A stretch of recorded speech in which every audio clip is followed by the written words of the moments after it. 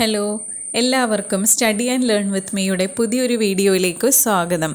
കഴിഞ്ഞ ക്ലാസ്സിൽ നമ്മൾ മിയോസിസ് അഥവാ ഊനഭംഗത്തെക്കുറിച്ച് പഠിച്ചു അല്ലേ? മിയോസിസ് എന്താണെന്ന് പഠിച്ചു. മിയോസിസിൻ്റെ 2 ഘട്ടങ്ങളുണ്ട്, മിയോസിസ് 1ഉം മിയോസിസ് 2 ഉണ്ടെന്ന് പഠിച്ചു.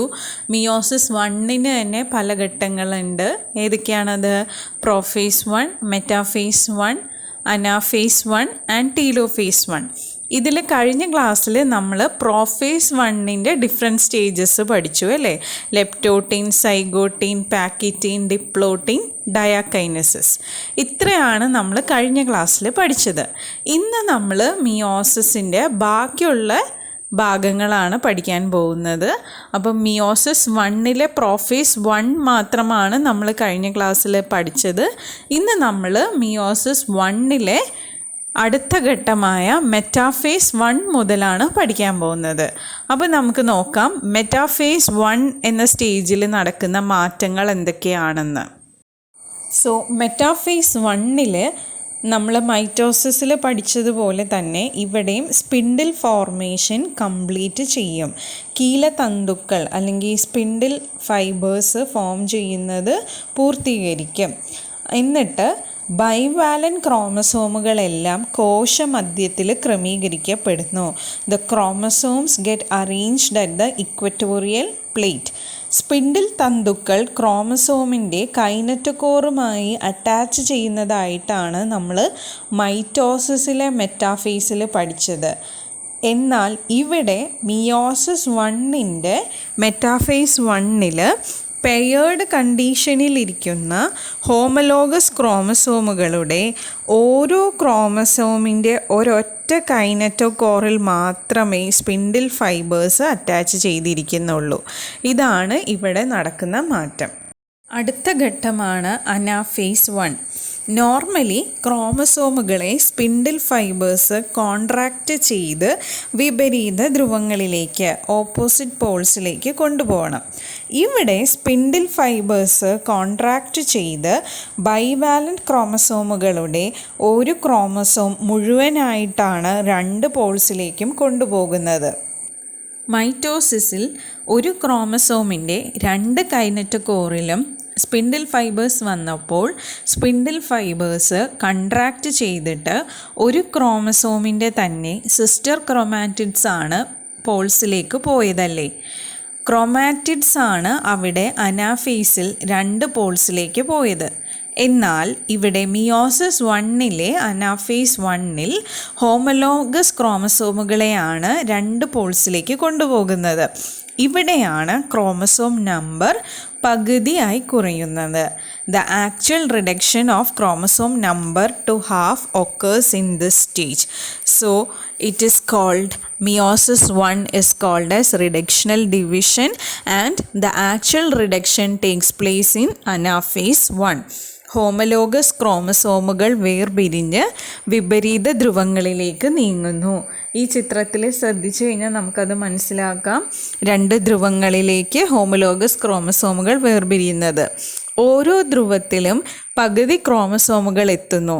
ഈ ഘട്ടത്തിലാണ് ക്രോമസോമിൻ്റെ എണ്ണം ഓരോ ധ്രുവങ്ങളിലും പകുതിയായി കുറയുന്നത്.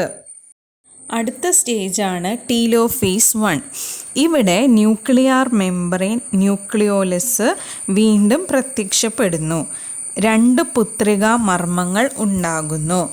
2 daughter nuclei are formed at the end of telophase 1 and these 2 daughter nuclei are haploid in condition and they are called as dyad. Telophase 1 കഴിഞ്ഞാൽ സൈറ്റോകൈനസിസ് വേണമെങ്കിൽ നടക്കാം, ഇല്ലെങ്കിൽ ഇല്ല.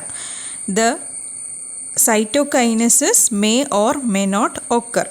കുറച്ച് സമയത്തിന് ശേഷം മിയോസിസ് 1ൻ്റെയും മിയോസിസ് 2ൻ്റെയും ഇടയിലുള്ള സ്റ്റേജിനെ വിളിക്കുന്ന പേരാണ് ഇൻ്റർകൈനസിസ്. ഇതൊരു ചെറിയ ഇൻ്റർഫേസ് സ്റ്റേജാണ്. പക്ഷേ ഇവിടെ DNA റെപ്ലിക്കേഷൻ നടക്കില്ല.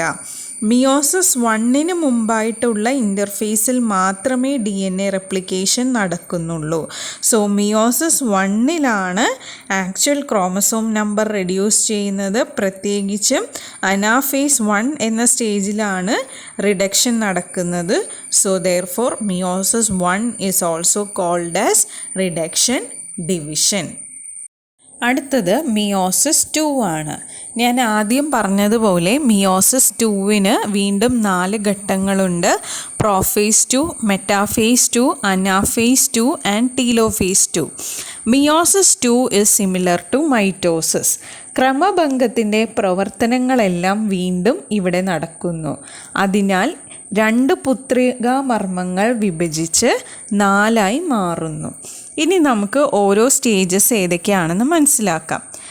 അതുപോലെ തന്നെ സൈറ്റോകൈനസിസ് ഉണ്ടെങ്കിൽ, ഞാൻ ആദ്യം പറഞ്ഞിരുന്നു the cytokinesis may or may not occur. അങ്ങനെ സൈറ്റോകൈനസ് ഉണ്ടെങ്കിൽ അത് കഴിഞ്ഞ് പ്രോഫേസ് 2 നടക്കുന്നത്.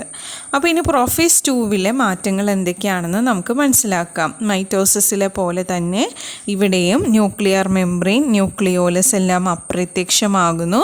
ക്രോമസോം കണ്ടൻസ് ചെയ്ത് തുടങ്ങുന്നു. അടുത്ത സ്റ്റേജാണ് മെറ്റാഫേസ് 2. മെറ്റാഫേസ് 2-ൽ വീണ്ടും ക്രോമസോംസ് എല്ലാം കോശമധ്യത്തിലേക്ക് വരുന്നു. Chromosome should align at the equator. ഇതിനായി സ്പിൻഡിൽ ഫൈബേഴ്സ് പോൾസിൽ നിന്നും എറൈസ് ചെയ്തിട്ട് ഓരോ ക്രോമസോമിൻ്റെയും കൈനറ്റോകോറിലേക്ക് അറ്റാച്ച് ചെയ്യുന്നു. ഇവിടെ മൈറ്റോസിസിലെ പോലെ ഓരോ ക്രോമസോമുകളുടെയും 2 കൈനറ്റോകോറിലേക്കും സ്പിൻഡിൽ ഫൈബേഴ്സ് അറ്റാച്ച് ചെയ്യുന്നതായിട്ട് കാണാം. അടുത്ത സ്റ്റേജാണ് അനാഫേസ് 2. ഇവിടെ സെൻട്രോമിയർ വിഭജിച്ച് സിസ്റ്റർ ക്രോമാറ്റിഡ്സ് 2 പോൾസിലേക്ക് പോകുന്നു. ഇത് കഴിഞ്ഞാൽ അടുത്ത സ്റ്റേജാണ് ടീലോഫേസ് 2. ടീലോഫേസ് 2-ൽ ന്യൂക്ലിയർ മെംബ്രെയിൻ, ന്യൂക്ലിയർ സ്തരം, ന്യൂക്ലിയോലസ് മർമ്മകം എന്നിവ രൂപപ്പെടുന്നു. സിസ്റ്റർ ക്രോമാറ്റിഡ്സ് ചുരുളഴിഞ്ഞ്, അതായത് അൺകോയിൽ ചെയ്ത് ക്രൊമാറ്റിൻ റെട്ടിക്കുലമായി മാറുന്നു. അങ്ങനെ ഇതിന് ശേഷം സൈറ്റോകൈനസിസ് നടക്കുകയും 4 ഹാപ്ലോയിഡ് സെൽസ് ഫോം ചെയ്യുന്നു. So after meiosis we get 4 haploid daughter cells with reduced chromosome number. So meiosis 2 ക്രമഭംഗത്തിന് സമാനമാണ്. അതിനാൽ 2 പുത്രികാമർമ്മങ്ങൾ വിഭജിച്ച് 4ആയി മാറുന്നു. ഒടുവിൽ സൈറ്റോകൈനസിസ് നടന്ന് 4 കോശങ്ങൾ ഉണ്ടാകുന്നു. ഊനഭംഗത്തിൻ്റെ പ്രത്യേകത എന്താണ്? ഊനഭംഗം ജീവികളുടെ ക്രോമസോം സംഖ്യ സ്ഥിരമായി നിലനിർത്താൻ സഹായിക്കുന്നു. സോ ഇത്രയുമാണ് മിയോസിസിനെ കുറിച്ച് നമുക്ക് പഠിക്കാനുള്ളത്. മിയോസിസിന് 2 സ്റ്റേജുണ്ട്. മിയോസിസ് 1-ഉം മിയോസിസ് 2-ഉം. മിയോസിസ് 1-നെ തന്നെ ഡിഫറെൻറ്റ് സ്റ്റേജസ് ആയിട്ട് തിരിച്ചിട്ടുണ്ട്. Prophase 1, metaphase 1, anaphase 1 and telophase 1. ഇതുപോലെ തന്നെ മിയോസിസ് 2-ൽ പ്രോഫേസ് 2, മെറ്റാഫേസ് 2, അനാഫേസ് 2, ടീലോഫേസ് 2 എന്നിങ്ങനെ തിരിച്ചിട്ടുണ്ട്. അൾട്ടിമേറ്റ്ലി ഊനഭംഗം അഥവാ മിയോസിസിൻ്റെ സ്റ്റേജസ് എല്ലാം കഴിയുമ്പോൾ 4 ഹാപ്ലോയിഡ് സെൽസാണ് ഫോം ചെയ്യുന്നത്.